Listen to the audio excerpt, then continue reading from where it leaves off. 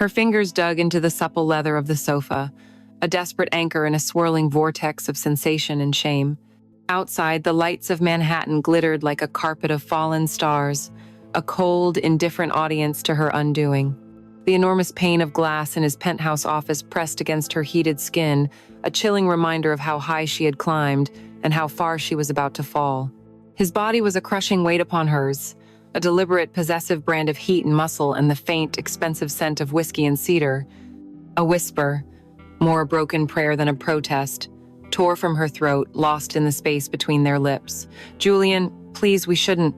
His only answer was a low growl of a laugh, a sound that vibrated through her chest as he shifted his weight, stealing the very air she needed to argue further. "Shh, Alara," he murmured against the sensitive skin of her neck, his voice a silken command. "Don't say what we both know is a lie. You want this as much as I do." And the most terrible part, the part that shattered her resolve into a million pieces, was that he was right. Her body, that great traitor, arched into his touch, chasing the friction, the fire, the oblivion he promised. For one breathtaking moment, the crushing weight on her shoulders, the image of her father's haunted eyes, the endless nights staring at bankruptcy notices, it all evaporated. In its place was only this, a raw, screaming need that blotted out everything else. He was the cure, and he was the disease. This act, this complete and utter surrender, was the ink on an unsigned contract. It was the price for her father's legacy, for Vance Construction to see another sunrise. But as his rhythm became more urgent, more demanding, another face flashed behind her closed eyelids, a kind face with laughing eyes and a smile that had always felt like home. Liam. Oh God, Liam. A silent sob caught in her throat, morphing into a helpless moan as pleasure and agony crested in a single devastating wave. She was saving one part of her life by utterly destroying the other. Her reflection, ghostly in the dark glass, stared back at her, a stranger with wild eyes and a silent scream on her lips, lost against the unblinking gaze of the city below. Before the scent of expensive whiskey and broken promises, there was the smell of dust and old coffee, a scent that had defined Alara's childhood. It clung to the worn armchairs and the faded blueprints that papered the walls of her father's home office. But now, a new scent had joined it, something acrid and metallic. The smell of fear. For weeks, it had been growing, a silent poison seeping into the very foundation of the house, much like the financial rot that was eating away at Vance Construction. Her father, a man who had once seemed as solid and enduring as the buildings he erected, now looked like a ghost haunting the ruins of his own life. He'd sit for hours at his great oak desk, not working, but simply staring at the mountains of paper, at the blood-red ink of overdue notices and default warnings. His broad shoulders, the same shoulders she had ridden on as a child, were now slumped in perpetual defeat. The phone would ring, a shrill, piercing sound that made them both flinch, and he would just let it scream until the answering machine picked up, its dispassionate beep a tiny tombstone for another failed hope. Alara would bring him coffee he wouldn't drink and food he wouldn't touch. She'd try to talk to him, to offer solutions she knew were laughably inadequate. "Maybe we can refinance, Dad? Or bring in a junior partner?" He would just shake his head, his eyes hollow. "It's too late, Ellie," he'd murmur, his voice a dry rustle of leaves. "The wolves are at the door." She knew the story in agonizing detail. A key investor, spooked by a market downturn, had pulled out of their landmark downtown project. The withdrawal had a domino effect, triggering penalty clauses, spooking the banks, and freezing their lines of credit. Vance Construction, a company that had stood for 3 generations, was bleeding out, and there were no more bandages left to apply. Seeing her father, her hero, so utterly broken was a physical pain, a constant dull ache behind her ribs. This wasn't just a business, it was his soul, his identity, forged in steel and concrete, and she was watching it, and him, crumble into dust. Leaving that house of shadows was like coming up for air. Her own apartment, the one she shared with Liam, was a world away. It was small, filled with mismatched furniture and the perpetual happy clutter of 2 lives intertwining. Here, the air smelled of the garlic and basil from the pasta sauce Liam was cooking, of the clean laundry piled on a chair, of hope. He would greet her at the door, his smile instantly smoothing the worried lines from her forehead. He'd wrap his strong arms around her, and for a few precious hours, she could pretend that everything was all right. Liam was her rock, her sanctuary. He was a high school history teacher, a man whose wealth was measured in the respect of his students and the depth of his kindness, not the figures in his bank account. He knew everything, of course, and his heart ached for her and her father. One evening, as they sat on their worn-out sofa, a wedding magazine lying open on the coffee table between them, she finally broke down, the tears she held back at her father's house flowing freely. "I just don't know what to do, Liam," she sobbed into his shoulder. "He's giving up. I can see it in his eyes." Liam held her tightly, stroking her hair. "We'll figure it out, Alara." "We always do," he said, his voice full of a conviction he couldn't possibly feel. "I can cash out my pension fund. We can sell your car. We can postpone the wedding." His words, meant to soothe, only highlighted the vast, insurmountable gap between their resources and the scale of the debt. His pension wouldn't be a drop in the ocean. And postponing the wedding felt like letting the darkness win, like sacrificing their future to a failing past. "No," she said, pulling away, wiping her eyes. "Number, you've worked too hard for that, and we are not postponing our wedding." But the unspoken truth hung heavy in the air between them. His love was her shield, but it wasn't the weapon she needed for this fight. She needed power. She needed a miracle. The desperation became her constant companion. Sleep offered no escape, her dreams filled with the ringing of unanswered phones and the sound of a judge's gavel. During the day, at the architectural firm where she worked, she would stare out at the New York skyline, a panorama of wealth and power that felt like a personal mockery. She spent her nights not with Liam, but with her laptop, diving into a rabbit hole of high-risk loans, venture capital firms, and angel investors. Every email she sent was met with a polite but firm rejection. Every call ended in a dead end. She was a nobody, a junior architect with a failing family company tied around her neck like a millstone. One night, deep past midnight, as she stared blankly at the screen, a name on a financial news website caught her eye. Croft Enterprises. The firm had just announced the completion of a new, impossibly sleek skyscraper downtown, a glittering needle of glass and steel that pricked the clouds. She remembered the name. Years ago, in their heyday, Vance Construction had done subcontracting work for them. They were a titan, an empire of real estate and influence, and at their head was one man, Julian Croft. Her fingers flew across the keyboard. Images of him appeared on the screen. He was handsome in a severe, intimidating way, with sharp eyes that seemed to see right through the camera lens. He was pictured with senators, with celebrities, with a beautiful but cold-looking wife. He was everything her father wasn't: ruthless, modern, and untouchably powerful. An idea, wild and reckless, began to form in her mind. It was insane. He was a god in the city's pantheon. She was less than a mortal. He would never see her. His assistants would delete her email without a second thought. But what other choice did she have? She had exhausted every logical, professional, and reasonable option. All that was left was the unreasonable. All that was left was the long shot. Sitting there, in the quiet darkness of her apartment, the soft sounds of Liam breathing in the next room, a painful reminder of the world she was trying to protect, Alara Vance began to compose an email. She framed it as a professional inquiry, a request for a brief meeting to discuss a potential partnership, leveraging their past business association. Every word was carefully chosen, polished to a professional sheen that hid the raw, screaming desperation beneath. Her finger hovered over the send button for a full minute. She took a deep breath, the air tasting of stale coffee and impending doom. Then, she clicked. It was a message in a bottle, thrown into the vast, indifferent ocean of power. She didn't know it then, but the tide was about to turn, ready to drag her out into a storm from which she would never truly return.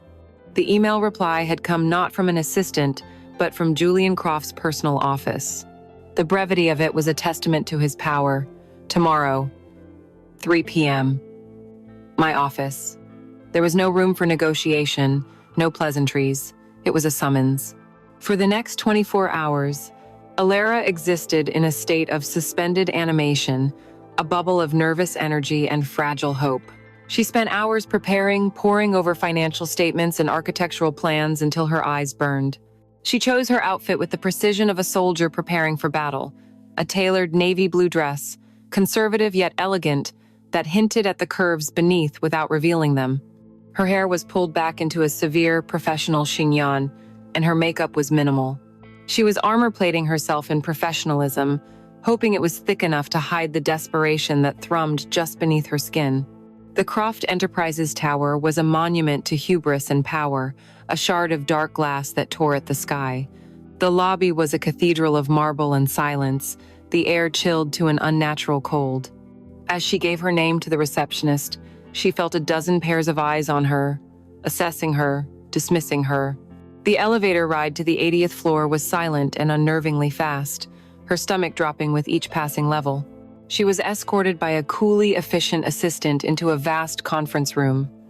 For a moment, she was left alone, a solitary figure in a cavern of glass and mahogany. An entire wall of the room was a single pane of glass, offering a God's eye view of the city sprawling below. It was a view that didn't inspire awe, but asserted dominance. This was a place where worlds were made and broken, and she felt her meticulously prepared proposal shrink in her hands, becoming flimsy and insignificant. The door opened without a sound, and Julian Croft entered. He was taller than he appeared in photographs, and he moved with a predator's economy of motion. He wore a Tom Ford suit the color of charcoal, tailored so perfectly it seemed fused to his body. A Patek Philippe watch gleamed subtly at his wrist, a quiet statement of unimaginable wealth. But it was his eyes that captured her, that held her pinned in place. They were a cool, intelligent gray, and they took her in completely in a single sweeping glance, from her sensible heels to the nervous pulse beating in her throat. He wasn't looking at her the way men usually did. It wasn't with lust or casual appreciation. It was with assessment. He was analyzing her, calculating her worth, her weaknesses. "Miss Vance," he said, his voice a low, smooth baritone that held no warmth. He didn't offer to shake her hand, instead gesturing to the chair opposite his at the head of the impossibly long table. "You have my attention." The presentation that followed was the most difficult 20 minutes of Alara's life. She forced her voice to remain steady, her hands to remain still as she laid out the plans, the numbers, the potential. She spoke of Vance Construction's legacy, of their reputation for quality, of the viability of their future projects if they could only secure this one partnership. She was articulate, she was passionate, and she was utterly convincing to anyone who might have been listening to her words. But Julian Croft wasn't listening to her words. He leaned back in his chair, his fingers steepled, his gaze unwavering from her face. He watched the way her brow furrowed in concentration, the way her lips formed the technical jargon, the fire that lit her eyes when she described a particularly elegant design solution. He wasn't evaluating a business proposal. He was studying the woman who was desperate enough to bring it to him. When she finished, a heavy silence filled the room, broken only by the distant hum of the city. Her heart hammered against her ribs. She had done her best. It had to be enough. Julian was quiet for a long moment, his expression unreadable. Then he spoke, and his question had nothing to do with finances or logistics.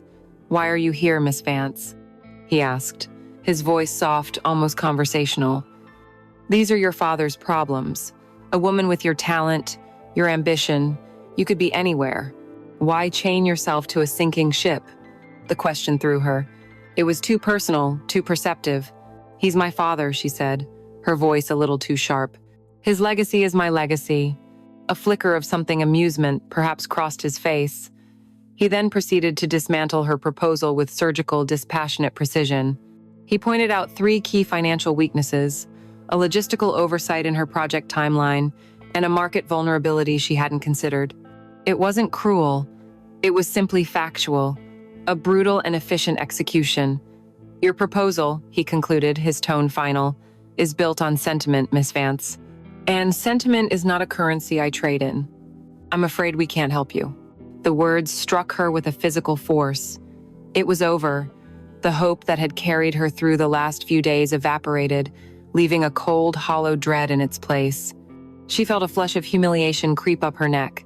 Her hands trembled as she began to gather her papers, her movements clumsy.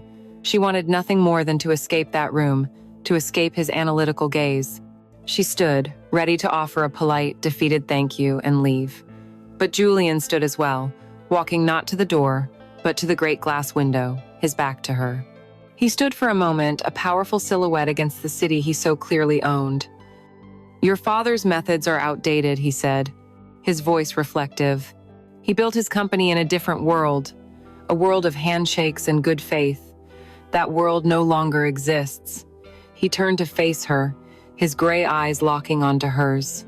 The professional mask was gone, replaced by something more direct, more dangerous. Talent isn't always enough, Miss Vance. Sometimes, in the world that does exist, the difference between success and failure isn't about the quality of the work. He took a step closer, his voice dropping to a conspiratorial whisper that was for her alone. Sometimes it's about personal investment. The words hung in the air between them, shimmering with unspoken meaning. It wasn't a question. It wasn't an offer. It was a key, laid gently on the table, to a door she never knew existed. A door that led away from failure, but into a darkness she couldn't possibly comprehend. The days that followed the meeting were a special kind of hell. Alara walked through her life like a ghost, the world muted and distant behind a fog of failure. The hope she had so carefully nurtured was gone, replaced by a cold, heavy certainty of doom. She started taking different routes to work to avoid seeing the Croft Enterprises tower, a black monolith that now seemed to mock her from every angle. The hardest part was lying to Liam. He would ask for updates, his eyes full of earnest support, and she would force a weak smile and murmur, "They're still considering it. It's a big firm. These things take time." Each lie was a small, sharp betrayal, a tiny crack in the foundation of the life they were building. She felt herself drifting from him, creating a protective space around her despair that not even his love could penetrate. She was alone with her failure, and the solitude was suffocating. Then, 4 days after the meeting, her phone buzzed with a message from an unknown number. There were no pleasantries, just a stark command. The aviary. 8 p.m. We have more to discuss. There was no name, but she knew. Her heart began to pound a frantic, panicked rhythm against her ribs. This wasn't a business meeting. The aviary wasn't a conference room. It was one of the city's most exclusive rooftop lounges, a place for whispered secrets and expensive sins. Her mind screamed at her to ignore it, to delete the message and pretend it never happened. This was a line, and she knew with terrifying certainty that crossing it would change everything. But then, the image of her father's face, gaunt and defeated, rose in her mind. Had she truly exhausted every option, or had she simply failed at the first, most conventional one? She told Liam she was meeting an old friend from college who was having a hard time. The lie came more easily this time, and that fact scared her more than anything. The aviary was on the 95th floor, an open-air terrace that made you feel as if you were floating in the night sky amidst the constellations of the city's lights. Soft jazz drifted from hidden speakers, and the clientele spoke in hushed, confident tones. It was a world of effortless power, and Alara, in her simple work dress, felt like an intruder. Julian was already there, seated at a secluded corner table, a glass of amber liquid in his hand. He didn't rise when she approached, but simply watched her, his gray eyes seeming to absorb the dim light. "I'm glad you came, Alara," he said, and the use of her first name was a deliberate, calculated intimacy. "Sit. I ordered you a Vesper." He had remembered a throwaway comment she'd made during her presentation about classic architecture and its pop culture counterparts. The detail was both flattering and deeply unsettling. He had been listening, just not to the thing she thought he was. For a long time, he didn't mention her father or the company. He talked about the city, about the relentless hunger for more that drove it, and drove him. He spoke of the isolation that came with his level of success, painting a subtle, masterful picture of himself, not as a corporate predator, but as a lonely king on a diamond throne. "You see all these lights?" he said, gesturing with his glass to the sprawling metropolis below. "They're not just lights, they are stories. Millions of little struggles, ambitions, and heartbreaks. From up here, you can see the patterns. You can see who is going to burn out and who is going to shine." His gaze then settled on her, intense and unwavering. "You, Alara, are meant to shine. He leaned forward, the faint scent of his cologne cutting through the cool night air. Your presentation. It was flawed, but the passion behind it was not. I saw a fire in you, a hunger that you try so hard to hide behind professionalism and duty. I recognize it, because I have it too. The words wrapped around her, a warm, intoxicating blanket. No one had ever spoken to her like this. Liam loved her, but he saw her as a partner, an equal. Julian saw her as a force, a potential asset to be honed, to be owned. Her mind recoiled, disgusted by the transaction she could feel taking place, but her heart, so starved for a glimmer of hope, secretly thrilled at his validation. This, she told herself, was how power worked. It wasn't about spreadsheets. It was about seeing the person across the table. He was testing her, probing her defenses. He complimented the way the city lights reflected in her eyes, the determined set of her jaw. His words were a silken web, and she could feel herself getting tangled in them. A fire like yours deserves fuel, Alara. It shouldn't be wasted trying to keep a dying ember alive. And there it was. The conversation had finally circled back to her father. He laid out the situation without pity, as a simple statement of fact. Her father's company was going to die. Her conventional efforts would fail. She would spend the next decade of her life paying off his debts, her own brilliant career stunted before it could even begin. He painted a bleak, miserable, and entirely plausible future. Then, he offered the alternative. Imagine another path, he said, his voice dropping to a low, seductive whisper.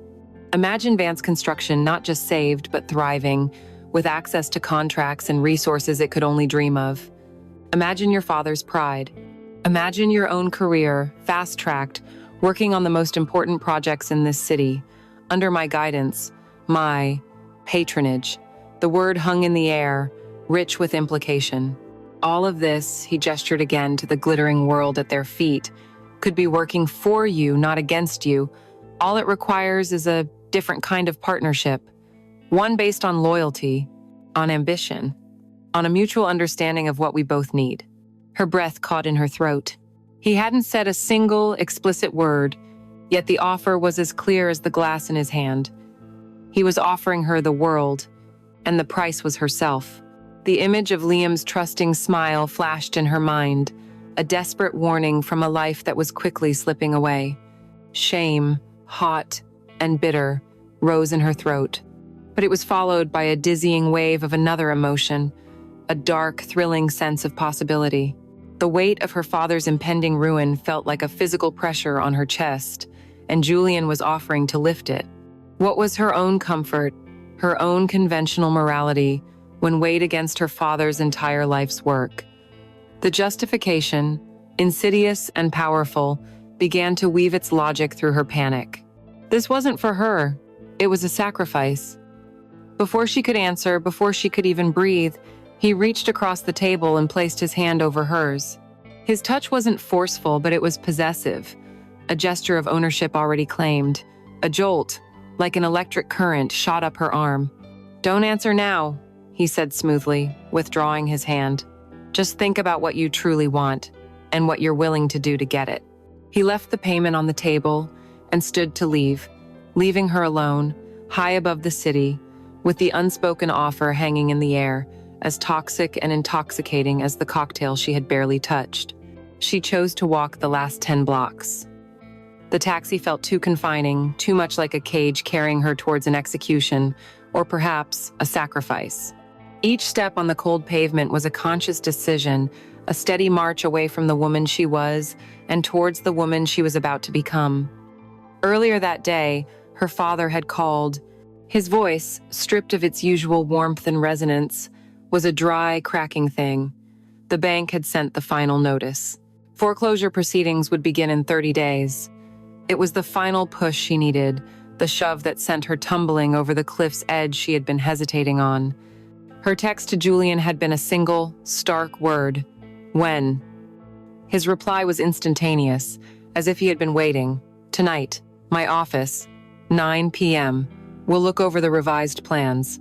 The flimsy pretense of plans was a lifeline for her conscience, a thin veil of professionalism she could use to hide the raw, transactional nature of what was about to happen. She told Liam she was working late, a critical deadline. The lie slid off her tongue with a practiced ease that made her feel sick to her stomach. When she arrived, the building was a silent, empty shell of its daytime self. The elevator ascended in a pocket of profound silence, each floor a number ticking down to her fate. This time, he met her not at the conference room, but at the entrance to his private penthouse office.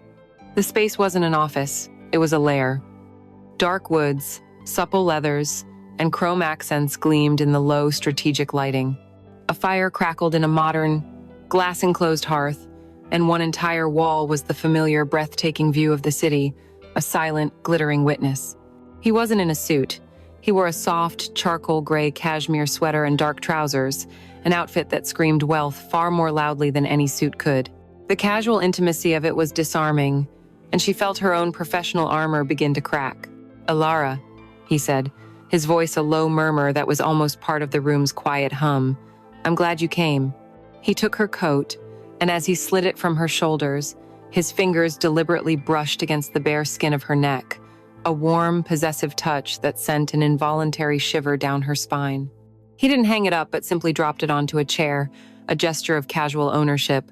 He moved to a crystal decanter, pouring 2 glasses of amber liquid. He handed one to her. The glass was heavy, the whiskey inside smelled of peat and smoke. "To new partnerships," he said, his eyes locking with hers over the rim of his glass. She took a sip, the liquid fire a welcome distraction from the inferno of anxiety in her gut. Her voice was barely a whisper. "The plans, Julian. You said we were going to look at the plans." A slow, knowing smile touched his lips. He set his glass down and closed the distance between them. "The plans can wait," he said softly. He raised a hand, gently tracing the line of her jaw with his thumb. "First, I need to know that you understand the terms of our partnership." His touch was light, but it held her in place as surely as if he had manacled her. Her heart hammered against her ribs, a frantic bird trapped in a cage. I have a fiancé," she managed to say, the words feeling pathetic and hollow even to her own ears. "This is wrong." He didn't flinch. "What's wrong?" he whispered, his gaze intense. "Is letting a spirit like yours be crushed by another man's failure. What's wrong is watching your own future burn on the pyre of your father's pride." He leaned closer, his voice dropping even lower, a hypnotic caress. "I'm not offering you something wrong, Alara. I'm offering you a solution, the only one." He backed her slowly, gently, towards the vast wall of windows until her back was pressed against the cool glass. The entire city sprawled out behind her, a dizzying, beautiful backdrop to her fall. Then he kissed her. It wasn't a gentle or questioning kiss. It was a kiss of ownership, of sealing a deal. It was deep and demanding, tasting of whiskey and power, and it consumed her protests, her fears, her very identity. It was a kiss that broke something inside her, and when he finally pulled back, she was left breathless, clinging to him for support. Her mind was a white noise of panic and a strange, terrifying arousal. Before she could find her voice, his hands moved with deliberate slowness to the top button of her silk blouse. Her own hands fluttered upwards, a weak, instinctual gesture of defense, but they stopped, hovering uselessly in the air as the first button gave way, and then the second. He wasn't rushing. He was savoring her surrender. The blouse parted, revealing the delicate black lace of her camisole. He let out a low, appreciative sound. "Beautiful," he murmured. "You chose this for a reason today, didn't you? Even if you didn't admit it to yourself." His accusation was a quiet stab of truth, and a wave of shame so profound it made her dizzy washed over her. He led her to the enormous black leather sofa that faced the fireplace. Every sane part of her mind screamed to run, but her legs felt like lead, moving as if in a dream. The act itself was a blur of conflicted sensations. The shocking cold of the leather against her bare back, followed by the searing heat of his skin against hers. The scent of his cologne, rich and overpowering, mingling with the primal scent of their bodies. The soft crackle of the fire and the sound of their ragged breathing. It was a symphony of sin, and she was the main instrument. He moved over her, and a broken sound escaped her lips. A final, futile plea. "Julian, Don't. The words were swallowed by his mouth as he kissed her again, and her protest was lost, dissolving into the darkness. His touch was masterful, knowing, finding places that ignited sparks of a pleasure so intense it was almost pain. It was a pleasure completely detached from emotion, a purely physical reaction that horrified and enthralled her. Her body, the ultimate betrayer, arched to meet him, her nails digging into the soft leather of the sofa. A moan, low and guttural, was torn from her throat, a sound she didn't recognize as her own. In that moment, her mind fractured. She saw Liam's loving face, twisted in pain. She saw her father's grateful smile, ignorant of the price. And then she saw nothing at all as the physical sensations overwhelmed her, a tidal wave of pure, unadulterated feeling that crested and broke, shattering her into a million pieces.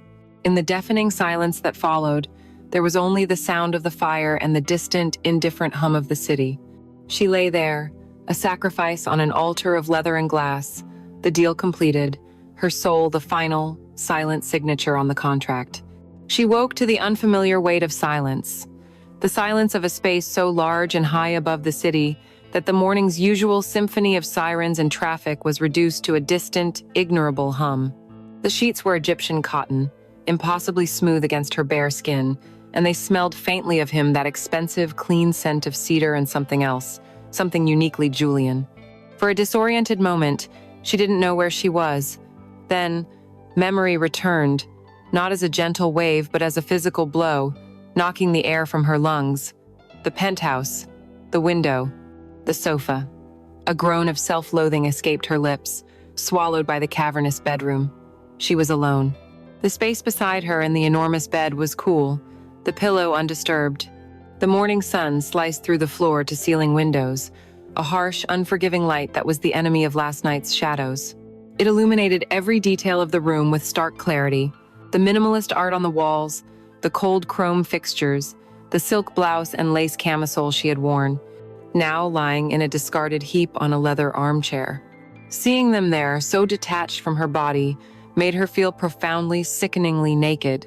The intimacy of the night had evaporated with the dawn, leaving behind only the cold, hard reality of a transaction. She felt a deep, throbbing ache, a soreness that was more than just physical. It was the ache of a soul that had been bruised. Driven by a desperate need to cover herself, to reclaim some shred of dignity, she swung her legs out of bed. Her clothes felt alien, the silk whispering against skin that no longer felt like her own.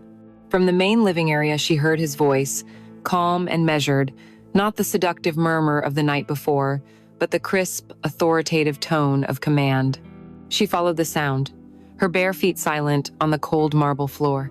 He was in the office area of the penthouse, already showered and dressed in a perfectly pressed white shirt and dark trousers. He stood facing the window, his back to her, a phone pressed to his ear. He was a man already at war with the day, while she was still a casualty of the night. "No, the terms are not negotiable," he was saying, his voice resonating with absolute power.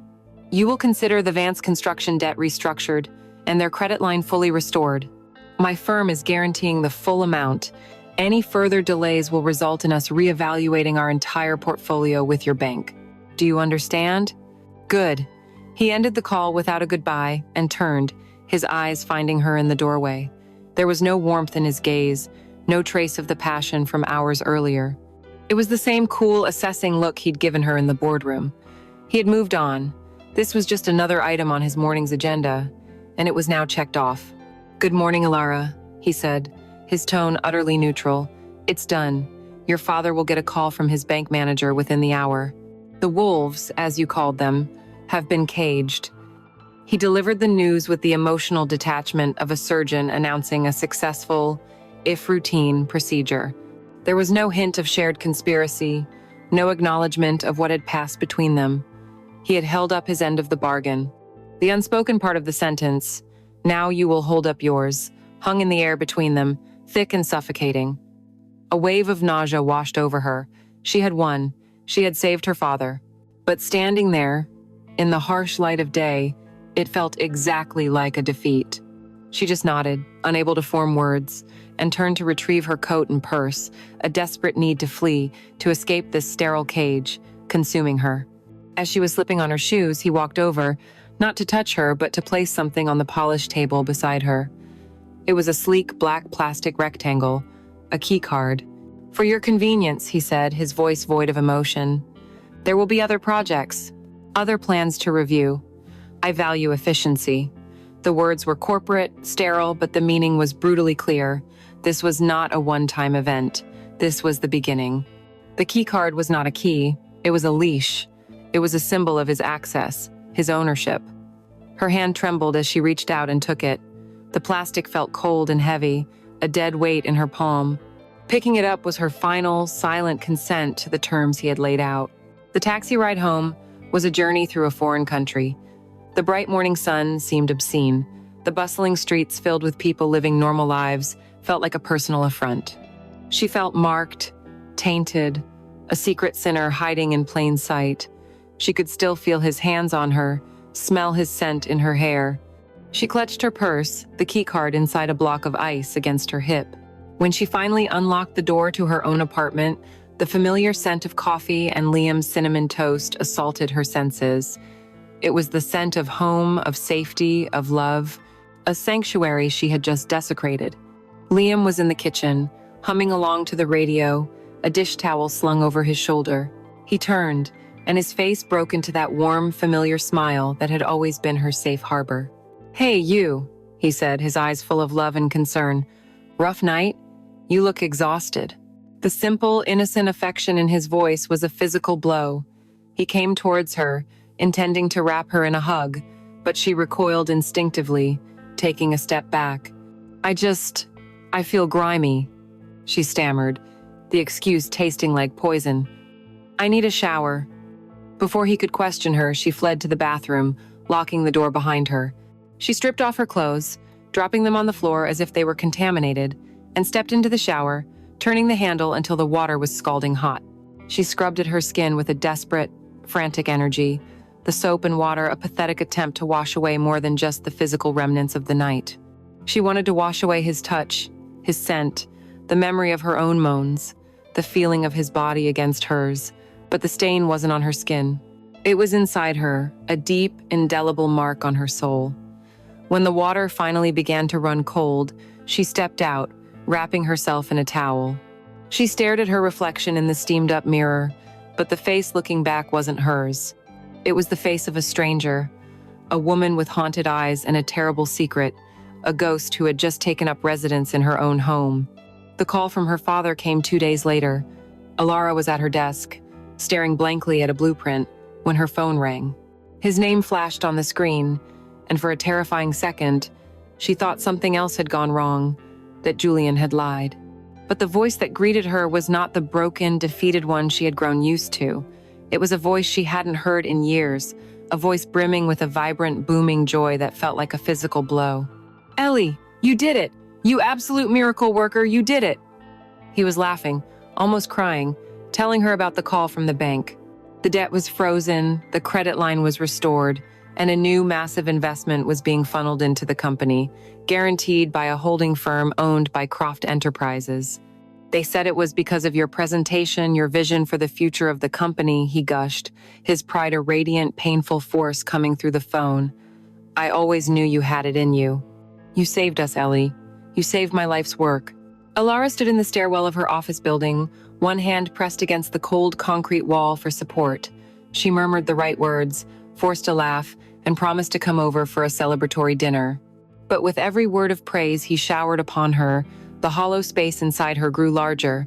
He was praising a brilliant negotiator, a savvy businesswoman. He wasn't praising the woman who had laid on a leather sofa in the dark, her body the collateral for this very phone call. She was a hero to him, but in her own soul, she was a whore. The victory felt indistinguishable from shame, and the joy in her father's voice was the most painful sound she had ever heard. For a week, she lived in a strange limbo. She told herself it was over. The price had been paid, the debt was settled.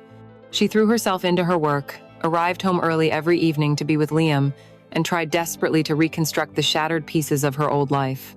She avoided looking at the black key card, which she had hidden at the bottom of her jewelry box like a dark, cursed relic. She allowed herself a fragile, foolish hope that Julian Croft would be satisfied, that he would simply disappear, a phantom benefactor from a nightmare she was trying to forget. Then, the email arrived.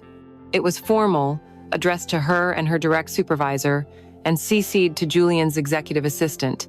It announced the formation of a new special projects team to oversee the design of the prestigious Atlas Tower, Croft's new flagship skyscraper. And Miss Alara Vance, it stated, was being personally assigned to the team at Mr. Croft's request to provide fresh insights and liaise directly with him. Reading the words, a cold dread washed over her, chilling her to the bone. It was a perfect corporate maneuver. It was official, unassailable, and it bound her to him. It wasn't a request she could refuse without raising 1,000 questions. It was a summons wrapped in the language of opportunity. She was no longer just the woman he'd had in his penthouse. She was now, officially, his special project. Her first liaison meeting was in his main office, the one with the panoramic view. He was impeccably professional. There were 2 other senior architects in the room. He spoke of budgets and timelines, of zoning laws and aesthetic philosophies. He treated her with a polite, professional respect that was, in its own way, more terrifying than any overt display of ownership. But across the vast mahogany desk, his eyes would find hers, and in them, she saw the ghost of that night, a silent acknowledgement of the real contract that existed between them. The dynamic was set, the work was their cover story.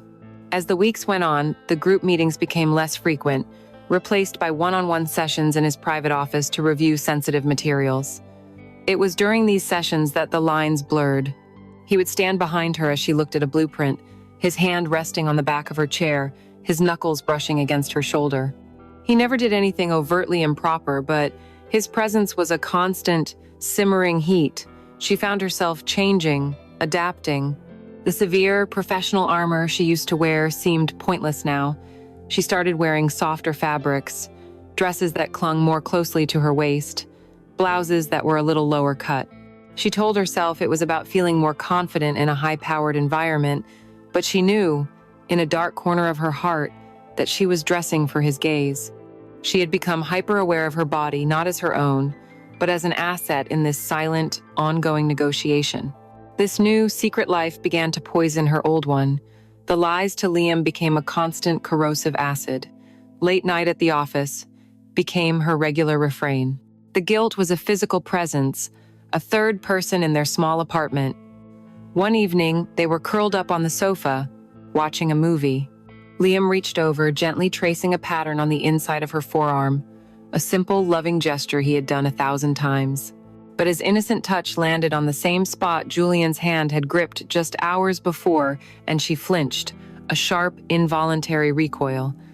The movement was tiny, but Liam felt it. "You okay?" he asked, his brow furrowed with concern. "You seem a million miles away." She forced a smile. "Sorry, just tired. Stressed from the new project." The lie was smooth, but the space that her flinch had created between them remained, a cold, invisible barrier. In that moment, she was with Liam, but her mind was replaying the low murmur of Julian's voice, the scent of his cologne, the weight of his stare. She was living in 2 worlds at once, and the strain of it was beginning to tear her apart. Julian began to give her gifts. Small things at first, an absurdly expensive fountain pen, to sign off on the designs, then a supple leather portfolio to carry the plans. These were things she could almost explain away. But then came a delicate silk scarf, its price tag enough to cover their grocery bill for a month, and a first edition book on architecture that was a collector's item. These were personal, intimate gifts she could never show Liam. She kept them hidden in her closet, a secret hoard of her shame. Her phone became an object of pure terror.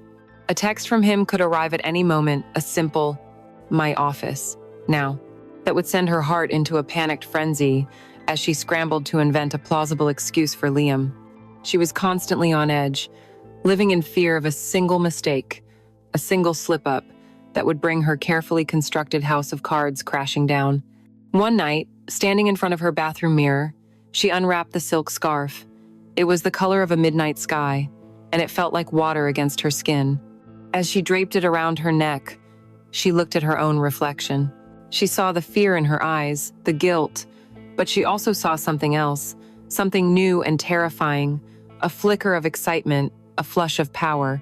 She was Julian Croft's special project. She had the ear of one of the most powerful men in the city. And as she stared at the haunted, divided woman in the mirror, she was forced to confront the most terrible truth of all. A part of her was starting to like it. The pull was a physical thing, a phantom string tied to her sternum, and with each passing week, Julian Croft pulled it tighter. The initial shock and shame of their arrangement had not disappeared, but they had been joined by something new, something insidious and addictive. It was the thrill of the shared secret, the intoxicating proximity to his power, the way his gaze could make her feel like the only person in a crowded room. A craving had taken root in the barren soil of her guilt, and it was beginning to grow, dark and tenacious. She told herself it was a means to an end, that her compliance was the ongoing price for her father's salvation. But she was a poor liar, especially to herself. The truth was, a part of her had started to anticipate his summons, her body humming with a low, nervous energy on the days she knew she would see him. The Chicago trip was presented to her as a non-negotiable necessity, a crucial, face-to-face meeting with the lead engineers for the Atlas Tower project. "We'll fly out Tuesday, return Thursday," Julian had stated, his tone leaving no room for argument. "Book your ticket." The lie to Liam was bigger this time, a multi-day fabrication of team meetings and site visits. The ease with which she built the fiction was horrifying. As she packed her suitcase, her hands moved with a strange dual purpose. She folded her sensible business suits, her professional blouses, her practical shoes. Then, her hands paused. She walked to her lingerie drawer, her heart a slow, heavy drumbeat in her chest. Tucked at the very back, beneath the everyday cottons and lace, was a set she had bought on an impulse months ago and never worn. It was the color of dark wine, a deep crimson silk and intricate black lace. It was not the lingerie of a victim, it was the armor of a willing combatant.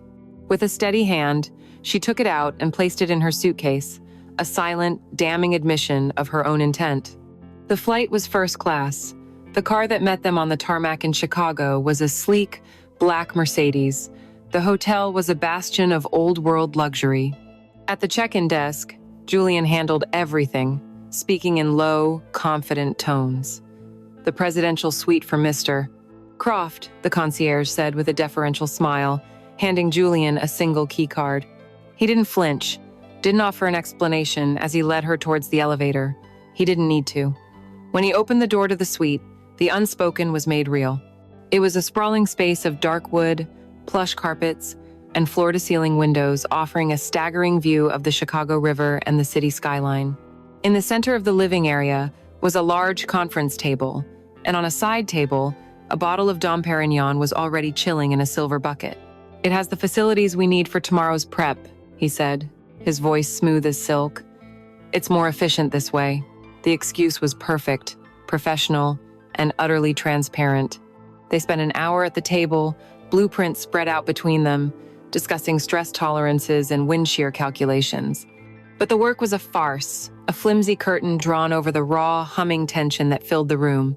His eyes kept leaving the plans to watch her, to trace the line of her neck as she leaned forward, to follow the movement of her lips as she spoke. She could feel his gaze like a physical touch, a heat that spread through her veins. Finally, he pushed the blueprints aside. "I think that's enough preparation for one night," he said. He walked to the champagne, his movements deliberate, graceful. The pop of the cork was a gunshot in the quiet room, a signal that the performance was over. He poured 2 flutes and handed one to her. This time, there was no gentle persuasion, no testing of boundaries. Their eyes met over the rims of their glasses, and in his, she saw a raw, undisguised hunger. And in her own, she knew he saw a reflection of the same. He took a sip of his champagne, then set the glass down. "Go and change, Alara," he said, his voice a low, quiet command. "Put on something more comfortable." It wasn't a suggestion. It was an order from a man who knew it would be obeyed. Numbly, she walked into the master bedroom, a cavern of silk sheets and soft lighting. She undressed, her business suit falling to the floor, and slipped on the crimson and black lingerie.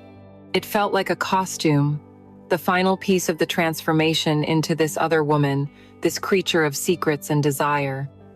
When she looked in the mirror, she barely recognized herself.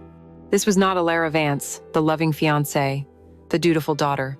This was Julian's creation. When she walked back into the living room, he was waiting. His professional mask had vanished, replaced by an expression of pure, possessive admiration. He let his eyes roam over her, a slow, deliberate appraisal that made her skin tingle. "I knew it," he murmured, his voice thick. He walked towards her, not to grab her, but to circle her, like a connoisseur appreciating a priceless work of art. Beneath all that brilliant architectural steel, there is fire and silk. His fingers, impossibly gentle, traced the black lace strap over her shoulder. He placed his hands on her waist, pulling her flush against him. "Perfect," he whispered, his hands sliding down to cup the curve of her buttocks. "Everything about you is perfect." He kissed her then, and it was nothing like the first time. There was no resistance to overcome, no shame to conquer. It was a kiss of mutual, explosive need. Her arms wrapped around his neck, her fingers tangling in his hair, pulling him closer. He lifted her into his arms as if she weighed nothing and carried her into the bedroom. The ensuing hours were a blur of tangled limbs, the taste of champagne, and the cool slide of silk sheets against heated skin. This was not the desperate, almost violent coupling on his office sofa. This was a dance of two people who understood the rhythm of each other's desires. The sounds she made were not the broken, helpless moans of her first transgression. They were deep, throaty purrs of pleasure, gasps of ecstasy that she made no attempt to stifle. "Oh, Julian" was no longer a plea or a protest, but a breathy, demanding prayer. He moved within her, a powerful, intoxicating rhythm that she met with an equal fervor, her body, an instrument playing a symphony of pure, unadulterated sensation. Lying in the aftermath, tangled in the sheets, the lights of Chicago, a distant, glittering galaxy outside their window, a profound and terrifying thought settled in her mind. The shame was still there, a quiet ghost in the corner of the room, but it was now overshadowed by the potent, undeniable thrill of complicity. The craving was no longer just for the safety he provided. The craving was for him, for the danger, for the power, for the secret, exhilarating world he had unlocked for her. She was no longer just his victim, she was his addict. The return from Chicago marked a definitive shift. The dynamic between them, once a carefully guarded secret defined by furtive glances and closed-door meetings, now carried a charge of reckless confidence. The shared transgression in another city, away from the familiar pressure cooker of New York, had emboldened them. They were no longer just a boss and his subordinate bound by a dark contract. They were co-conspirators, and the danger of their secret had become its most potent aphrodisiac. At the office, a look across the conference table would last a beat too long. He would find a reason to have her in his office, the door left slightly ajar, the risk of discovery adding a sharp, thrilling edge to their conversations. Once, while leaving a gala for the city's architectural society, he placed a hand on the small of her back, a proprietary gesture that was both a warning and a claim. They were drunk on the secret, and like all drunkards, they were becoming careless. The first crack in their insulated world appeared on a rainy Tuesday evening. A meeting about zoning variances had run late, and on impulse, Julian suggested a nightcap at a quiet, ridiculously expensive hotel bar near the office.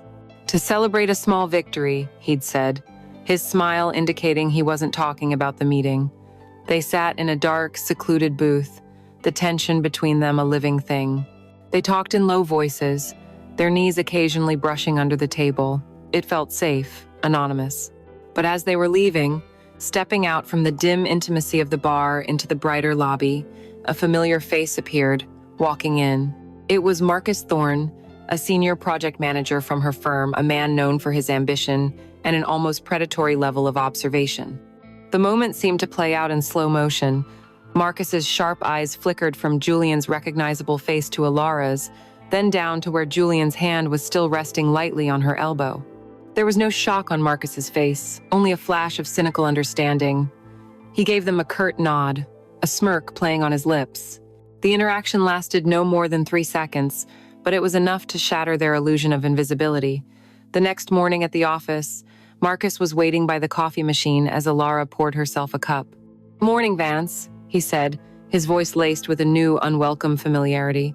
"Working hard on the Atlas project, I see." She just nodded, her heart starting to beat a little faster. He stirred his coffee, his eyes glinting. "Looks like it pays some serious dividends. Mr. Croft seems very invested in your success." The word, the very same one Julian had used in his office weeks ago, landed like a punch to the gut. It was a clear, unmistakable signal. "I know." He walked away, leaving Alara standing there, the coffee cup trembling in her hand, the hot liquid threatening to spill over her cold, numb fingers. The cracks were also starting to show at home, spiderwebbing through the foundation of her life with Liam. He wasn't stupid, he was kind and trusting, but he wasn't blind. He started to notice the little things. Her phone, once left casually on the coffee table, was now her constant companion, always kept screen down or in her purse. One evening, as he was heading out to the gym, he reached for her phone on the counter to check the time. "Hey, can I just—" he began, but she snatched it away with a panicked speed that was entirely out of proportion. "I'm waiting for an important email," she said, her voice tight. He stopped, his gym bag hanging from his hand, a look of deep hurt and confusion on his face. "Okay," he said slowly. "It was just for the time, Alara." He didn't press the issue, but the question mark remained, hanging in the air between them long after he left. Her distance was becoming a chasm. He would try to pull her close at night, and her body would stiffen for a fraction of a second before she forced herself to relax. The memory of Julian's harder, more demanding touch had become an invasive ghost in their bed, making Liam's gentle affection feel like a pale imitation. He could feel her slipping away. "What's wrong?" he asked one night, his voice filled with a desperate, quiet pain. "Talk to me. It feels like you're not even here anymore, like I'm living with a stranger."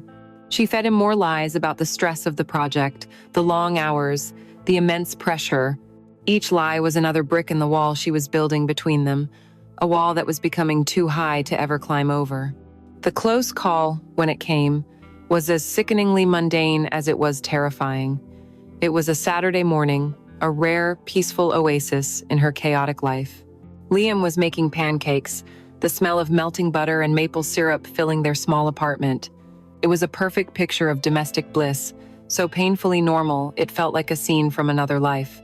Alara was curled on the sofa, scrolling through emails on her phone, feeling almost relaxed. Then, a notification banner slid down from the top of the screen. The sender was listed simply as JC. The message preview was only a few words, but they were enough to make her blood run cold.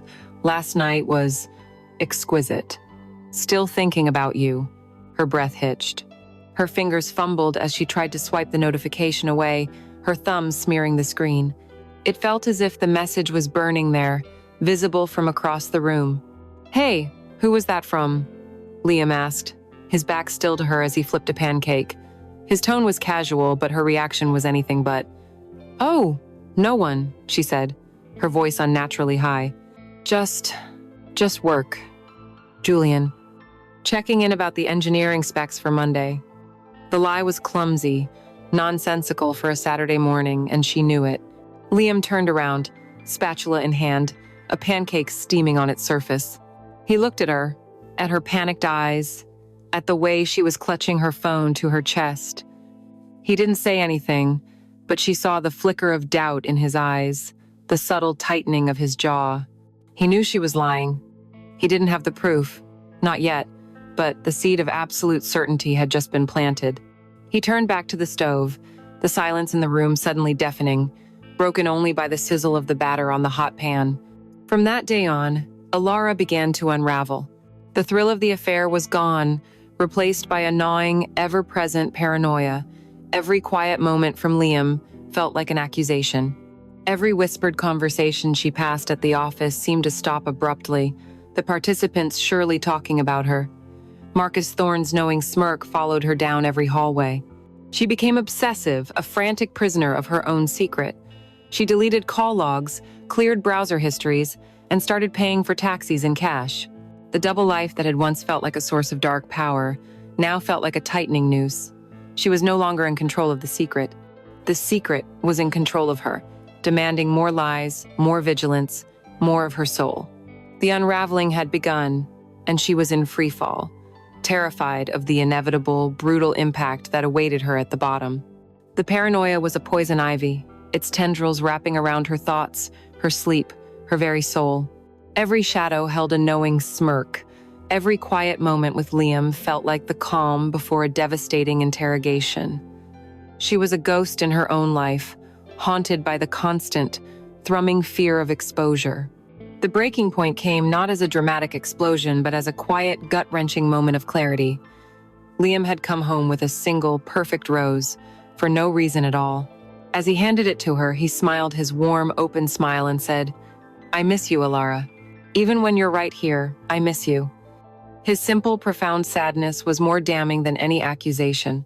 In that moment, she saw the full extent of the damage, the beautiful, trusting thing she was destroying with her lies. She knew with a certainty that chilled her to the bone that she couldn't continue. She had to cut the cord. She had to end it with Julian.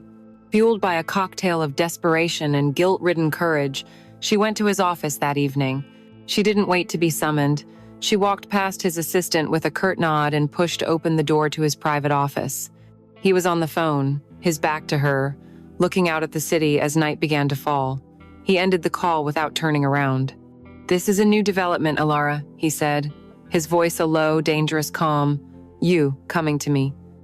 When he finally turned, his eyes were cool, unreadable. The words tumbled out of her, a frantic, desperate torrent. "I can't do this anymore, Julian. I can't. The lies, the meetings, all of it. It has to stop.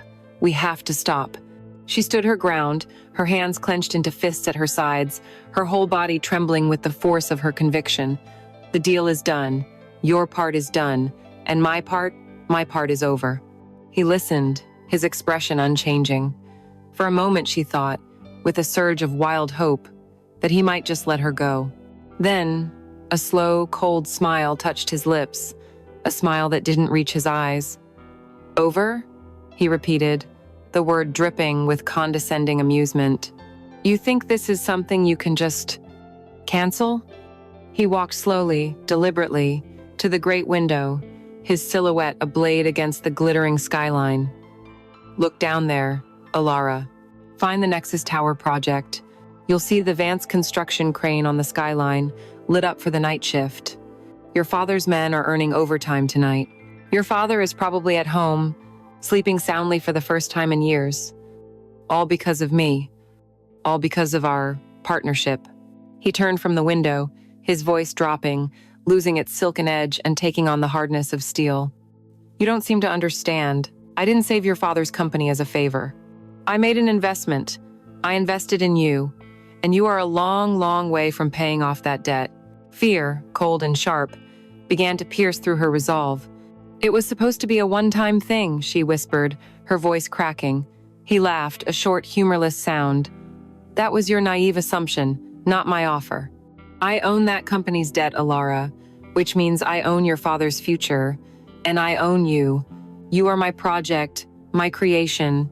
You don't get to quit." He saw the defiant terror in her eyes, the last flickering embers of her rebellion, and he closed the distance between them. "Don't pretend you hate this," he hissed, his voice a venomous whisper. "Don't you dare stand there and act like a victim. You have come alive in this world. You walk with a confidence you never had before. You crave the power, the danger. You crave me." He was right, and that partial truth was the most devastating blow of all. "No," she said, shaking her head, tears welling in her eyes. "I'm done." She turned, a sob catching in her throat, and made for the door. She never made it. His hand shot out, grabbing her arm in a grip of iron. It wasn't a lover's touch. It was the grip of a jailer. "I decide when you're done," he snarled. She struggled against him, a genuine, desperate fight. "Julian, let me go!" The words were not a moan of pleasure this time. They were a raw, terrified plea. Her resistance only seemed to fuel his fury. He was no longer the cool, controlled seducer. This was something else, something raw and possessive. He dragged her back from the door, his strength overwhelming, and slammed her back against the hard, polished surface of his enormous desk. The impact knocked the wind out of her. Blueprints and papers scattered to the floor. Her mind screamed no, a frantic, silent scream, but her body was a traitor, conditioned by his touch. The brutal assertion of his power, the scent of him, the raw anger, it all twisted together into a horrifying cocktail of fear and a deeply ingrained, conditioned arousal. It was the ultimate violation not just of her body but of her will. He tore at the buttons of her blouse, one popping off and skittering across the floor. Tears streamed down her face as he pushed her down onto the desk, his body a crushing, inescapable weight. It was a desperate, violent act. There was no tenderness, only a raw, brutal reclaiming of his property. She felt a profound sense of disassociation, as if she were floating on the ceiling, watching this happen to a woman who looked like her. She was nothing but a body, an object for him to use to make his point. The climax, when it came, was not a wave of pleasure.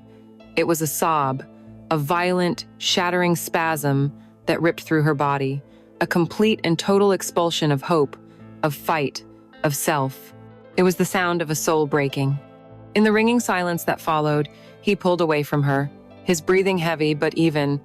He looked down at her, a crumpled, sobbing wreck on his desk, and his expression was one of cold, hard victory. He ran a hand through his hair, straightening his clothes with a chilling composure. He had reasserted his dominance. He had put his rebellious asset back in its place. He leaned down, his face close to hers, his voice a final, deadly whisper that would haunt her forever.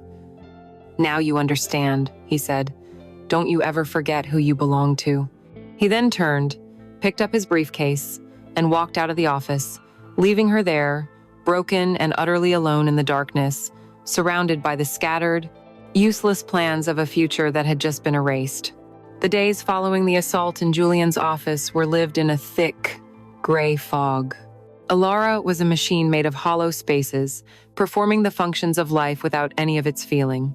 She went to work. She answered emails. She sat in meetings. She came home and offered monosyllabic answers to Liam's gentle questions. The fire of paranoia had burned itself out, leaving behind only the cold, dead ash of resignation. She was no longer a player in her own life, merely a spectator waiting for the inevitable, final curtain. Her carelessness, born not of recklessness but of utter exhaustion, is what finally betrayed her. Julian, in a move of supreme arrogance, had a gift delivered by courier to their apartment. It was a rare, beautifully bound monograph on the works of Louis Kahn, a book she had once mentioned admiring. She intercepted the package at the door, her hands numb as she opened it. Tucked inside the front cover was a thick, cream-colored card, embossed with his initials.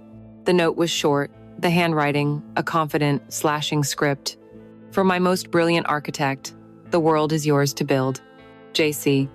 The intimacy of it, the casual ownership, made her feel sick. In her numb state, she didn't throw it away. She simply shoved the book and its damning note deep into her work satchel, a problem to be dealt with later, a later that would never come. Liam had been living on a knife's edge for weeks, his heart aching with a suspicion he couldn't prove and couldn't dismiss. He saw the new emptiness in her eyes, felt the unbridgeable chasm that had opened between them. He was a man drowning in slow motion, watching the woman he loved disappear before his very eyes. The end came on a Tuesday. He was working from home and needed to print a document. The printer was out of paper. He remembered Alara mentioning she had a spare ream in her work satchel. He wasn't snooping. He was just looking for paper. He unzipped the main compartment, his hand searching past her laptop and files. His fingers brushed against the hard spine of a book he didn't recognize. Curious, he pulled it out. He admired the craftsmanship, the weight of it in his hands. He opened the cover, and the cream-colored card fell into his lap. He picked it up. JC. The initials were a lightning strike, connecting instantly to the text message he had almost seen, the frantic way she hid her phone, the constant vague mentions of her boss. For my most brilliant architect, the pieces didn't just fall into place. They slammed together with the force of a car crash, the wreckage of their entire future laid bare on the coffee table. When Alara walked through the door that evening, the silence in the apartment was absolute, a heavy, suffocating blanket. Liam was sitting on the sofa, his posture rigid. The book and the note were placed squarely in the center of the coffee table. It was an altar upon which their relationship had been sacrificed. He didn't look at her with anger. He looked at her with a profound, soul-deep exhaustion, the look of a man who had finally reached the end of a long, painful road. "I found this," he said, his voice flat, devoid of emotion. "I was looking for paper." Alara's blood ran cold. The bag, the book. She opened her mouth to lie, to invent a story, but the words wouldn't come. Her face, her sudden pallor, her stricken eyes, they were a confession more eloquent than any words. He saw it, and a single pained breath escaped his lips. He started speaking, not yelling, but quietly listing the evidence, like a prosecutor presenting an airtight case. The late nights. The way you started guarding your phone like it was a state secret. The flinch when I touched your arm. The new scarf you keep hidden in your closet. The empty, faraway look in your eyes. He shook his head, a gesture of pure, heartbreaking sorrow. "I thought it was stress. I thought I was failing you somehow. But it wasn't that, was it?" He finally looked up, his eyes meeting hers, and in them she saw the full, devastating scope of her betrayal. He asked the question she had been dreading, the one that held the weight of their entire world. "Why, Alara?" She stood there, mute, as silent tears began to trace paths down her cheeks. Her silence was the answer. It was the guilty plea. He nodded slowly, a final, sad acceptance. A suitcase stood by the door, already packed. "I can't do this," he whispered, his voice finally breaking. "I can't live with this ghost, this secret that's more real to you than I am. The woman I asked to marry me, she wouldn't have done this. I don't know who you are anymore." He stood up, walked to the small table by the door, and placed his apartment key down.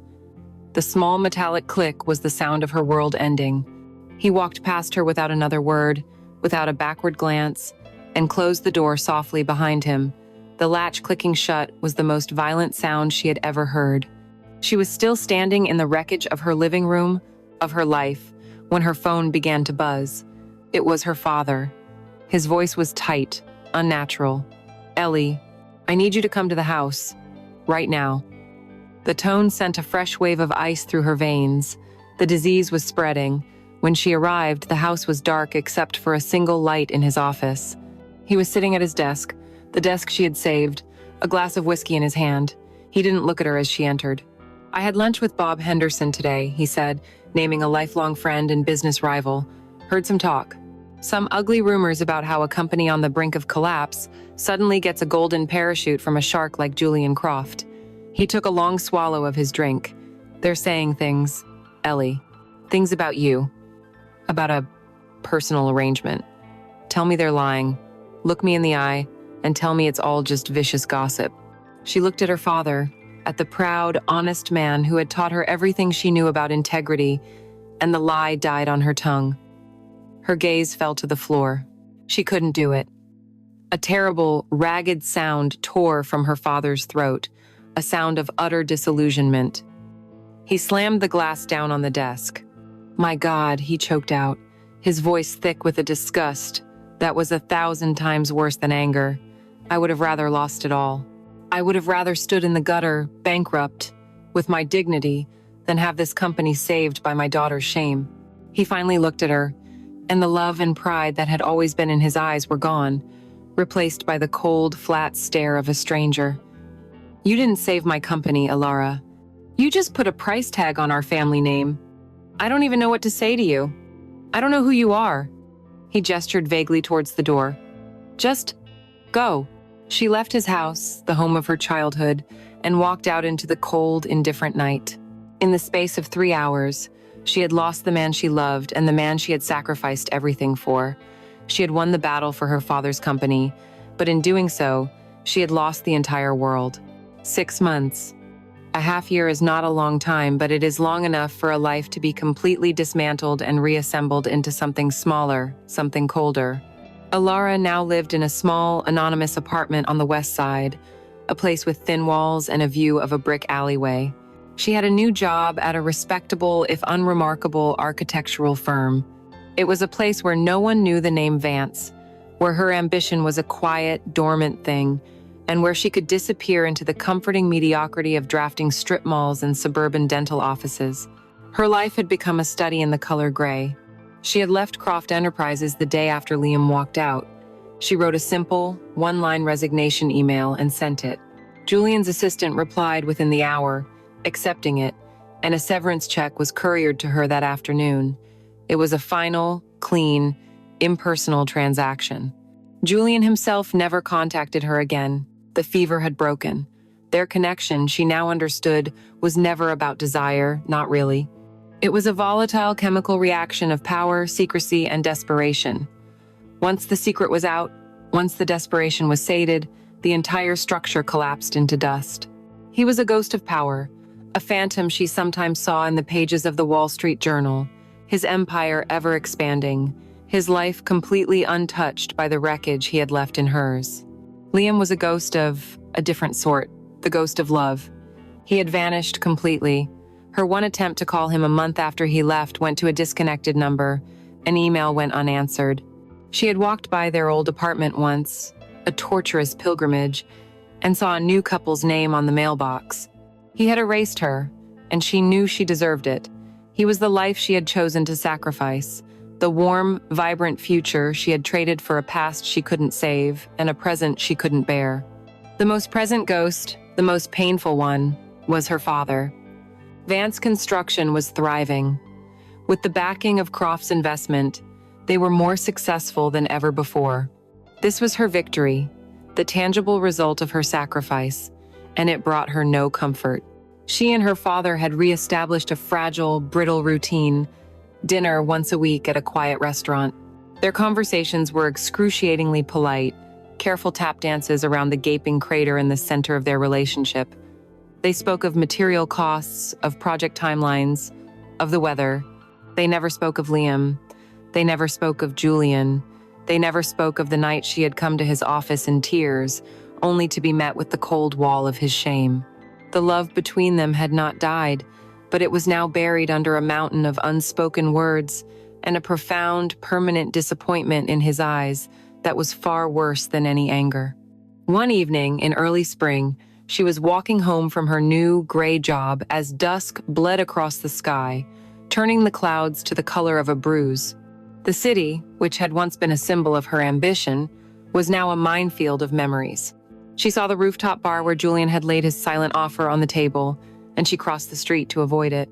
She passed the small Italian restaurant where Liam had proposed, and a familiar ache, sharp and physical, lanced through her chest.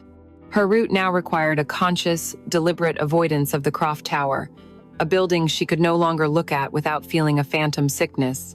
Tonight, however, her path took her past the construction site of the Atlas Tower, the project that had been her cage.